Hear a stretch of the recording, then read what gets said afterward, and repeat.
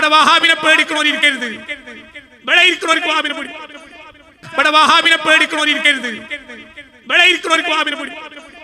അവണ്ണം നമ്മുടെ അവരുടെ റൂഹും ഇവിടെ വരുന്നോവർ. അവണ്ണം നമ്മുടെ ജന്തിനെ പേടിക്കണേ. ഇത് ഈ ദുനിയാവിലെ ഏറ്റവും സ്വാതന്ത്ര്യമുള്ള ആൺകുട്ടിയുടെ മജ്‌ലിസാണ്. ഇത് റഹ്മത്തുള്ളാഹിന്റെ മജ്‌ലിസാണ്. റഹ്മത്തുള്ളാഹിന്റെ മജ്‌ലിസാണ്. റഹ്മത്തുള്ള മജ്‌ലിസിലാണ് ഇപ്പോൾ ജിരിക്കണ് ജന്തിനോടാ പേടിച്ചണെന്ന് ചോദിക്കണത്. എന്നിട്ട് ഹോജാ റസൂലുള്ള വരും എന്നുള്ളതിന് തെളിവ് ആയത്തോ ഹദീസോ ഒന്നല്ല, മാലയാണ് പാടിയിരിക്കുന്നത് എന്നുള്ളത് മറ്റൊരു കാര്യം. ഇബ്ദുല്ലാ പറയാ, ഇവിടെ വഹാബിനെ പേടിക്കണോരിക്കരുത്, ഇവിടെ ഇരിക്കണോർക്ക് വഹാബിനെ പേടി. അവണ്ണം നമ്മുടെ അവരുടെ റൂഹും ഇവിടെ വരുന്നോവർ. ഈ ബറീന്ന് പറഞ്ഞിട്ട് ആരെ മൊയിലേരെ അത് പാടിയത്? ഏതൊരു വട്ടൻ എന്തോ എഴുതി വെച്ച് വെച്ചെങ്കിൽ അതും പറഞ്ഞുകൊണ്ട് വഹാബിനെ പേടിക്കരുത്. വഹാബിനെ ആരും പേടിക്കേണ്ട ആവശ്യമില്ല, വഹാബിനെ നിങ്ങൾ പേടിച്ചോളൂ. വഹാബ് എന്ന് പറഞ്ഞാൽ അത് അല്ലാഹു സുബ്ഹാനഹു വ തആലയാണ് പേടിച്ച മൊയിലേരെ. ആ വഹാബിനെ മാത്രമേ പേടിക്കണ്ടുള്ളൂ. വഹാബിൽ എന്തിനാ നമ്മൾ പേടിക്കുന്നത്? മുഹീദ്ദീൻ ശൈഖ് റളിയല്ലാഹുവിന്റെ മജ്‌ലിസിന്റെ പ്രത്യേകത, ആ മജ്‌ലിസിൽ ആര് വരും? ബയാൻ തുടങ്ങിയ റസൂലുള്ളാഹി വരും. ആരെ പറഞ്ഞത്? മുഹീദ്ദീൻ ശൈഖ് റഹ്മത്തുള്ളാഹി അലൈഹിയുടെ മജ്‌ലിസിൽ ഏതെങ്കിലും വട്ടൻ എഴുതിയ മാലപ്പാട്ടല്ല തെളിവാക്കേണ്ടത്. മുഹീദ്ദീൻ ശൈഖ് റഹ്മത്തുള്ളാഹി അലൈഹിയുടെ ഗ്രന്ഥത്തിൽ നിന്ന് പറയും മൊയിലിയരെ. അപ്പോൾ ആ മജ്‌ലിസിൽ പങ്കെടുത്തവർ കാര്യമായി അവിടെ ആര് വരും? അള്ളാഹുവിന്റെ ഹബീബ് സല്ലല്ലാഹു അലൈഹി വസല്ലം വഫാത്തായിട്ട് 500 ചില്ലാനം കൊല്ലം കഴിഞ്ഞിട്ട് വന്ന ആളാണ് ആര്? ഷെയ്ഖ് അബ്ദുൽ ഖാദിർ ജീലാനി. 500 കൊല്ലം. റസൂലിന്റെ കുട്ടി എല്ലാ കാര്യം റസൂല. അവണ്ണം നമ്മുടെ അവരുടെ റൂഹും ഇവിടെ വരുന്നോവർ. ഇതേ ഈ പിരാന്ത് എന്ന് പറഞ്ഞാൽ അത് പുണ്ണുമുറി ഒന്നുമല്ല, ചൊറി ചരങ്ങൊന്നുമല്ല, അത് ഇതൊക്കെ തന്നെയാണ്. മുഹീദ്ദീൻ ശൈഖ് റഹ്മത്തുള്ളാഹി അലൈഹിയുടെ പേരിൽ ആരോ എന്തോ എഴുതി വെച്ചിട്ടുണ്ട് എന്നുള്ളതാണ്.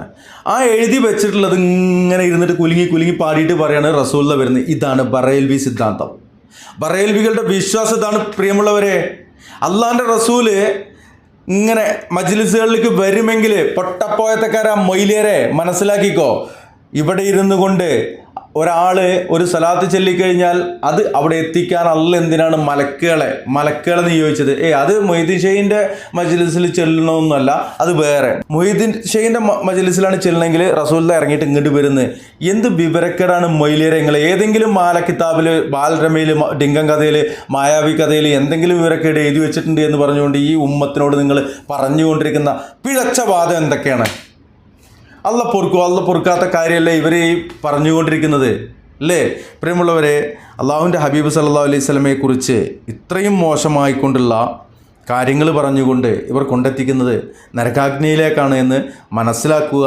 അള്ളാഹു സത്യമായിട്ട് മനസ്സിലാക്കാനുള്ള ഭാഗ്യം നമുക്ക് നൽകി അനുഗ്രഹിക്കട്ടെ. ഒരു പ്രഭാഷണത്തിൻ്റെ ഭാഗം ഇവിടെ ചേർക്കുന്നിട്ട് കാണുക, മനസ്സിലാക്കുക. അസ്സലാമു അലൈക്കും വറഹ്മത്തുള്ളാഹി. കാര്യത്തില് നമ്മുടെ ചെറുപ്പത്തിൽ മക്കളെ അടക്കം നമ്മൾ പഠിപ്പിക്കേണ്ട വളരെ സുപ്രധാനമായ ഒരു കാര്യം, മരണപ്പെട്ടു കഴിഞ്ഞ ഒരാൾക്കും ജീവിച്ചിരിക്കുന്ന ഒരാൾക്ക് വേണ്ടി യാതൊന്നും ചെയ്യാൻ സാധ്യമല്ല. ഇത് നമ്മൾ അടിവരയിട്ട് എല്ലാവരെയും പഠിപ്പിക്കേണ്ടതുണ്ട്. കാരണം ഏത് മനുഷ്യനിൽ നിന്നും ഈ തൗഹീദിൽ വീഴ്ച വന്നു പോകുന്നത്, ശിർക്ക് കലർന്നു വരുന്നത്, അത് ഏത് മതവിഭാഗമാണെങ്കിലും ശരി, മുസ്ലിങ്ങളാണെങ്കിലും ഹിന്ദുക്കളാണെങ്കിലും മറ്റേത് മതവിഭാഗമാണെങ്കിലും അവരിലൊക്കെ ഈ വീഴ്ച കടന്നു വരാൻ ഏറ്റവും പ്രധാനമായ കാരണമായി മാറുന്നത് മരണപ്പെട്ടു പോയ ആളുകൾക്ക്, ഈ ഭൂമിയിൽ ജീവിച്ചിരിക്കുന്ന ആളുകൾക്ക് വേണ്ടി എന്തെങ്കിലുമൊക്കെ ചെയ്യാൻ കഴിയും എന്ന ഒരു വിശ്വാസം. അതുകൊണ്ട് ആ വിശ്വാസം അടിസ്ഥാനരഹിതമാണ്.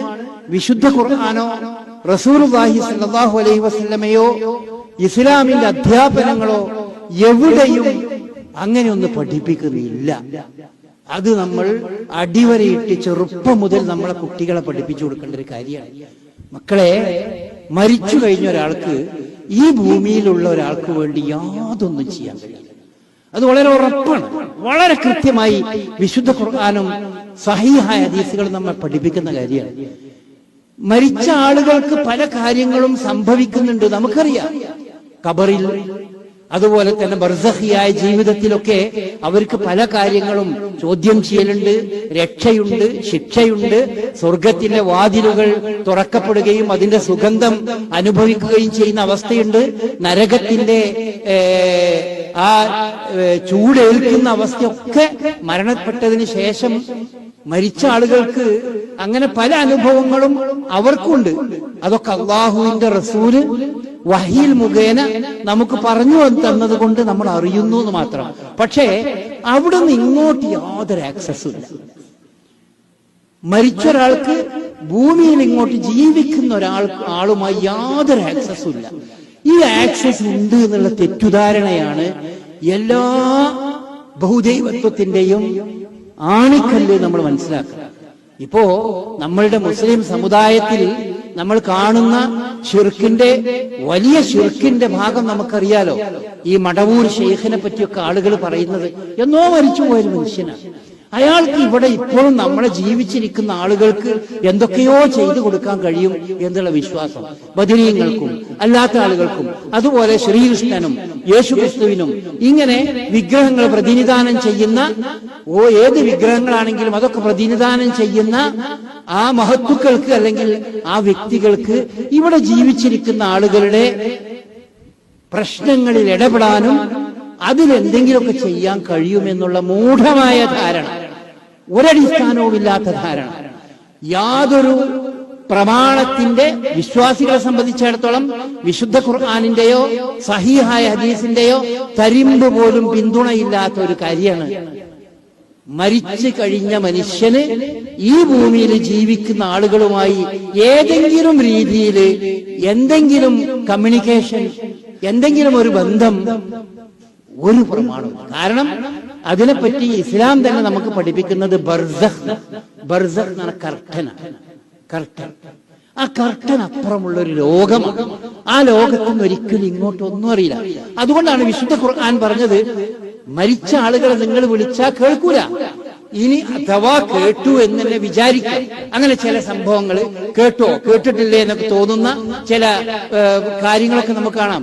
അഥവാ കേട്ടു എന്ന് വിചാരിക്കാം, എന്നാൽ തന്നെ ലാ യസ്തജീബൂൻ, അവർക്ക് ഉത്തരം ചെയ്യാൻ കഴിയില്ല എന്ന് വിശുദ്ധ ഖുർആൻ അർത്ഥശങ്കക്കിടമില്ലാതെ നമ്മെ പഠിപ്പിക്കുന്ന ഒരു കാര്യമാണ്.